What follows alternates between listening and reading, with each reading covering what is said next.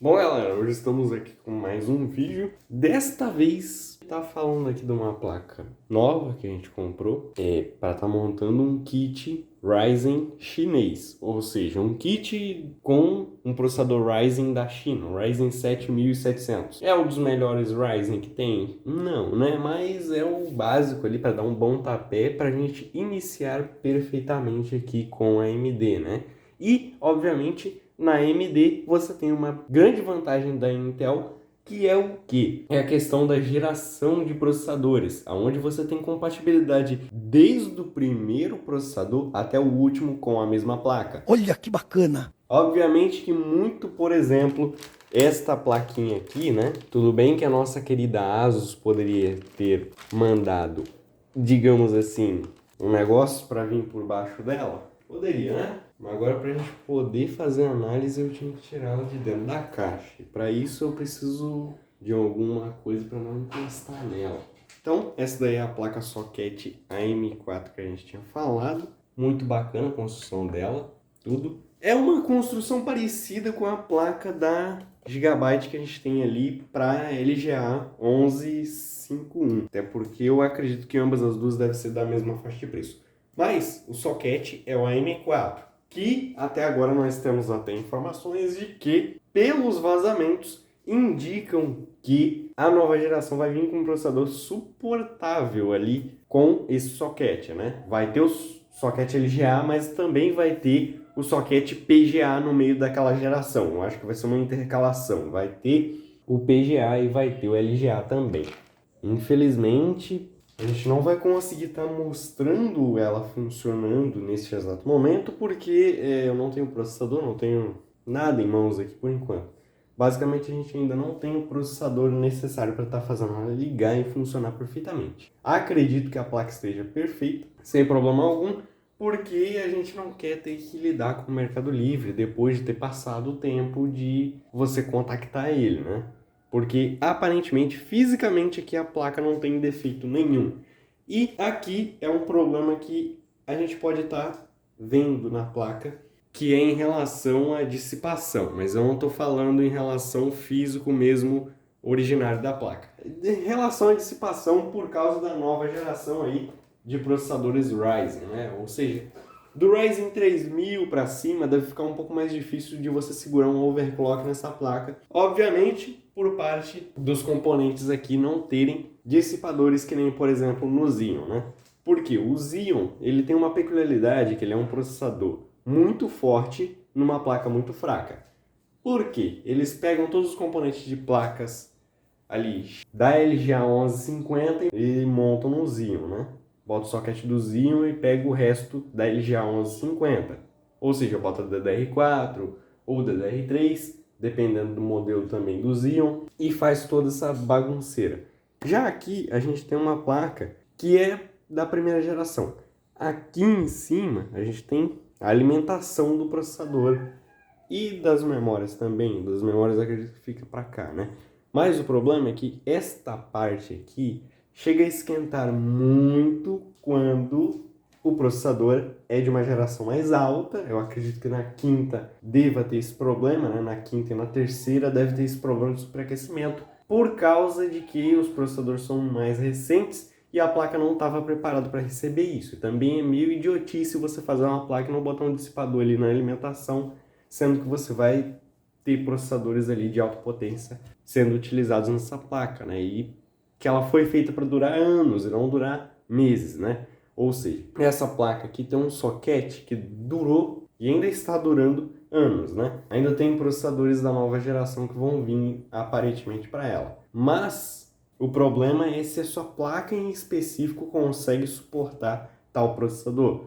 Não por fato de ter problemas com a alimentação, mas por fato de ter problema com a dissipação de calor dos capacitores, MOSFET, tudo da placa, né? Porque ali não tem dissipação, então meio que assim é ruim. Você vai usar a placa e vai superaquecer e não vai funcionar direito. Então meio que para você prometer que um produto vai funcionar por esse tempo todo, você teria que ter o dissipador ali, né? Ao menos para funcionar com os Ryzen 9, Ryzen 7 da vida mais novos, né? Que essa placa diz que no site no site da ASUS diz que ela tem suporte até Ryzen 9, eu acredito.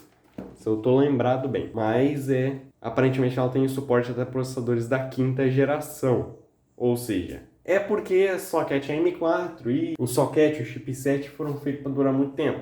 Ou seja, não tem problema. A única coisa que vai ter diferença aqui é o chipset que não vai... Eu não sei se ele está entre intermediário e intermediário premium. Eu acredito que seja um conteúdo mais de entrada, chegando ali talvez no premium, né? Entre intermediário e entrada. Deve ser por aí essa placa.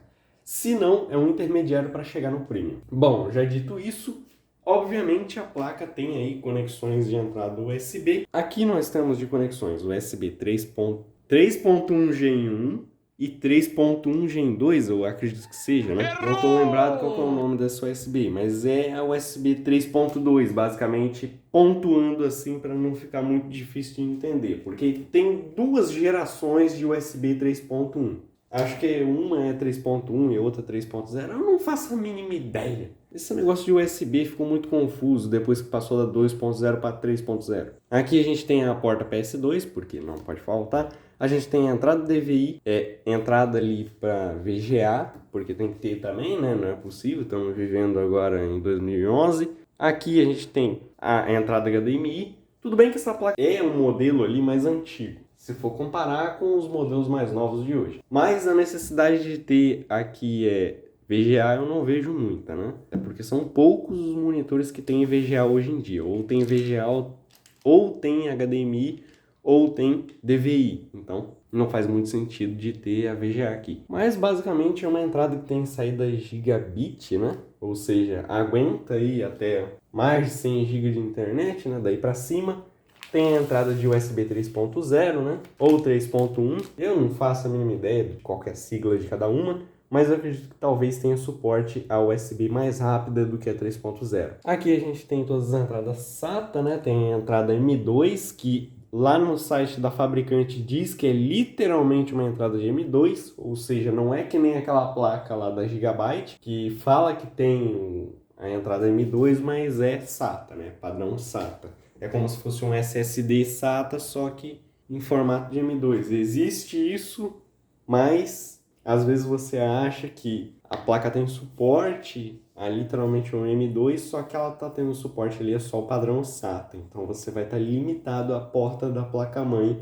Você pode até ter um SSD M2, mas você vai estar limitado a essa entrada aqui. Coisa que essa placa não é limitada, né? A gente tem dois slots aqui PCI X4, né? Ou seja, a gente tem duas entradas X1 e a gente tem o X16 ali, né? Ou seja, a gente tem entrada para, por exemplo, placa de Wi-Fi Bluetooth, em ambos os dois, sei lá, alguma conexão expansão, né? E aqui a gente tem a placa de vídeo. Por que que eu acho melhor ter isso daqui, esses dois X1 ao invés de um X8? Porque o X8 era muito utilizado em computadores mais antigos. Mas hoje em dia eu acredito que não é mais utilizado e é mais fácil você encontrar aparelhos utilizando X1, né? Por exemplo, placa de Wi-Fi Bluetooth, esse tipo de coisa ali que precisa dessa porta ali que não tem mais linhas de conexão, né? Ou seja, é uma porta menor, é um negócio que talvez gaste menos para a empresa e sem falar que é mais utilizado, né? Tem mais utilidade na realidade. E a X16, que é a entrada de placa de vídeo, não tem nada o que falar. Eu não estou lembrado qual que é o PCI Express 3.0, né? Ou seja, não vai ser o 4.0, mas tá bom, né? É a melhor tecnologia que a gente pode pegar ali por custo-benefício, né? Mas, galera, é uma ótima placa. Se você está pensando em comprar, pode comprar sem medo, porque para você dar um bom tapê aí, montar um PC AMD, ela é ótima. A única coisa que é um ponto ruim dela é a falta de dissipação aqui em cima da alimentação do processador, que é aquilo que eu falei, né? Falta e é um problema. Mas você pode comprar, sei lá, um dissipadorzinho, botar aqui e aqui, né? Você pode fazer uma adaptação, uma gambiarra bem doida e deixar ele com dissipação de calor. Eu acredito que seja possível. Só você botar ali o thermal pad aqui, jogar ali em cima e pronto. Colou, já era. Só você apanhar um thermal pad ali com uma propriedade de cola, assim, tipo uma fita, E aí você bota ali nos dois aqui para estar podendo fazer a transferência de calor e funcionar melhor assim, seu processador, tudo, além deles ficarem mais frios ali e não correr risco da sua placa derreter, né? Ou queimar algum dos componentes ali. Ou seja, eu acho interessante vocês comprarem. Pode estar fazendo assim também, que nem a gente está fazendo, comprar o processador e as memórias fora. A gente não está comprando memória, só está comprando processador. E comprar a placa aqui dentro. Mas, Dudu, por que você não recomenda comprar placa da China? Primeiro, é que se eu for comprar uma placa da China, a gente tem que estar ciente de que a placa chegando aqui no Brasil, ela pode ter muita chance de ser taxada pelo fato dela ter um tamanho extremamente grande. Especialmente essa da Asus aqui, que é grande, né? É literalmente um formato ATX, eu acredito, né? Não tá aqui, mas é uma placa bem grande. Eu acredito que tenha placas maiores do que essa ainda. Deve ter a Full ATX. Essa daqui deve ser o meio termo, né? O ATX. Ou seja, é uma placa bem grande. É uma placa que tem vários componentes aí. Muito boa. Acredito que vai suprir nossas necessidades. E mais pra frente vocês vão estar vendo a gente montando ela ali e descobrindo, né? Se ela está funcionando perfeito ou não.